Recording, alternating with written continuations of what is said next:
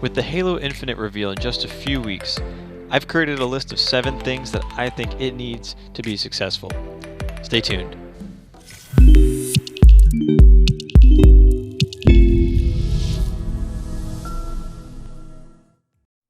What is going on, Halo fans? Welcome to my video and thank you for joining me for today's episode. As an avid Halo player from the beginning, there are a few things that I wanted to talk about with you guys.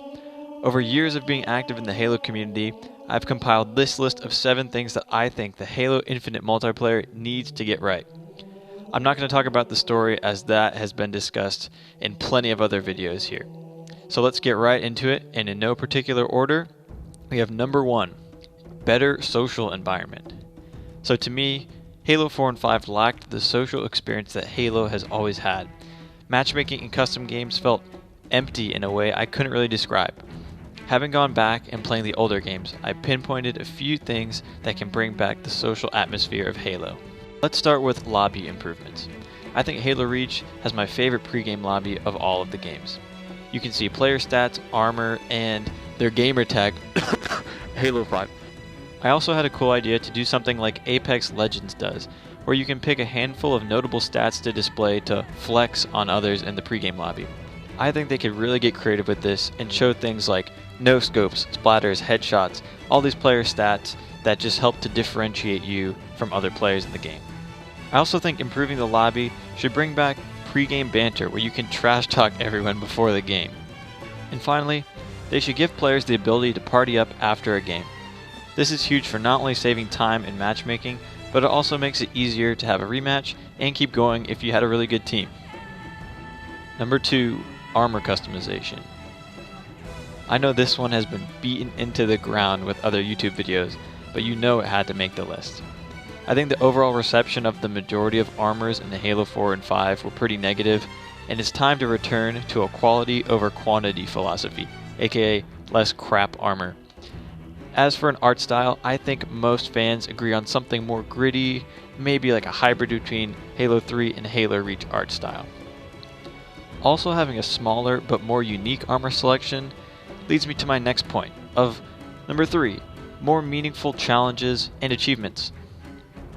With the armor pool being smaller, each armor piece becomes more recognizable and can therefore have an associated meaning behind it. Think back to the days where Halo 3 Recon meant you went through hell to grind for it. Also, I can't think of a game that has had a better lineup of achievements since the Halo 3 Vidmasters. They can get creative with other achievements and challenges too, and bring back a system similar to what they had in Halo Reach. Reach's daily and weekly challenges were a super simple way to make the game engaging and goal-oriented. Make them meaningful, goofy, skill-based, less grindy. Who remembers the Mongoose Mowdown achievement from Halo 3? Classic. Number 4, a good progression and ranking system. I know that most fans like the Halo Reach ranking system, but personally I felt it a little bit grindy.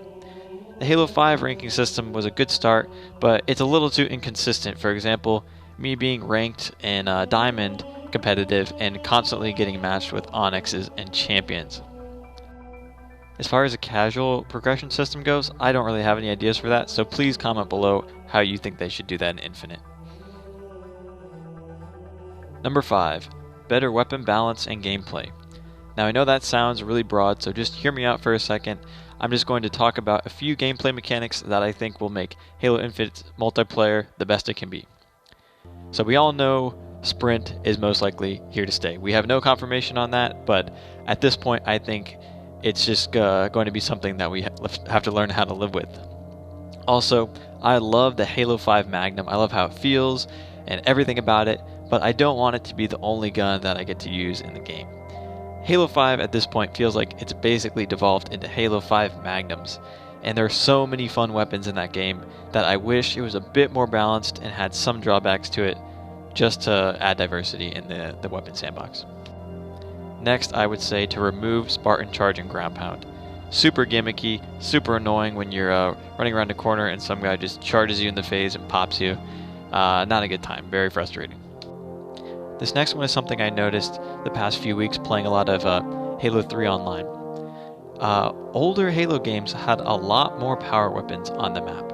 In your typical game of 4v4 Slayer, In a small to medium-sized map, you might have 2 snipers, a rocket launcher, an active camo, and then a host of mid-tier weapons littered around the map. While in Halo 5 in your 4v4 Slayer, you got Magnum AR starts, and then sniper rockets. That's it. So there's a lot less power weapon diversity, which also contributes to that idea of it becoming Halo 5 Magnums. So what I would say is bring back the power weapons. People like to do it. That's an integral part of your gameplay strategy. So why not let people, take advantage of that and be able to use those weapons more often? And this leads me to my next point. In Halo 5, I'm sure you know, when a power weapon spawns, everyone in the game gets a notification that the weapon is spawning.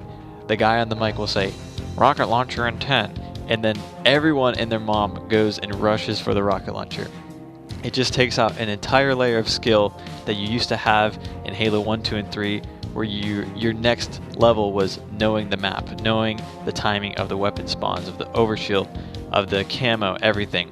And Halo 5 does a really good job of that with the power-ups. Like, every 2 minutes from when you grab a power-up, you know it's going to spawn, and people are really good about contesting that. So I don't understand why they can't do the same things with the weapons, or at least take that out in competitive, because I think it is a really broken mechanic. Number 6, this is a quick one. Customs browser and Forge at launch. I think Halo 5 Forge was awesome. Super powerful, really great tool, and people have made some of the most insane maps I've ever seen on there. Only a small addition I would like to suggest is maybe add like a toggleable dummy mode for more casual forgers, because when I go in there and I just want to like put some weapons down to warm up before some games, I'm reading the menu and I can't see what's going on, and that's just me. I'm really bad at forging in this game, so there is a really big learning curve in Halo 5 Forge. In the Halo 5 Customs browser, I think it's great. They just need to expand on that, have it in the game from the beginning, and I know it'll be a hit and really add a lot to the game at launch. And finally, number 7, stick with what works. No need in reinventing the wheel here. And since 343 took over the game, they have made plenty of awesome additions that they should keep around. For example, I love what they did with all the weapon variants in Halo 5, especially the mythic variants, like Tartarus' Gavel and Nordfang. Come on! Also, Halo 5 had some really fun weapon skins, which I think adds a good layer of personal customization. And if this is where they want to add the microtransactions, so be it. But leave the major armor pieces up to game-driven, meaningful challenges. Also, assassinations. They're dope. And calling back to the Halo 3 and Halo Reach days, let players have a media browser and file share. This was one of the coolest things in Halo 3, and it was really cool to show off your work and the other files that you were interested in. And finally, split screen. This is what Halo is all about, and there was no reason to get rid of this in Halo 5. Quote unquote, I love the nostalgia of the couch co-op of what Halo did in the past, but I also know the realities of the day. With people's busy lives, it's just not as easy to get everybody in the same physical place. It's one of the advantages that Xbox Live obviously offers. What verbal diarrhea just came out of your mouth? Are you f***ing serious? No split screen was a huge blow to the franchise.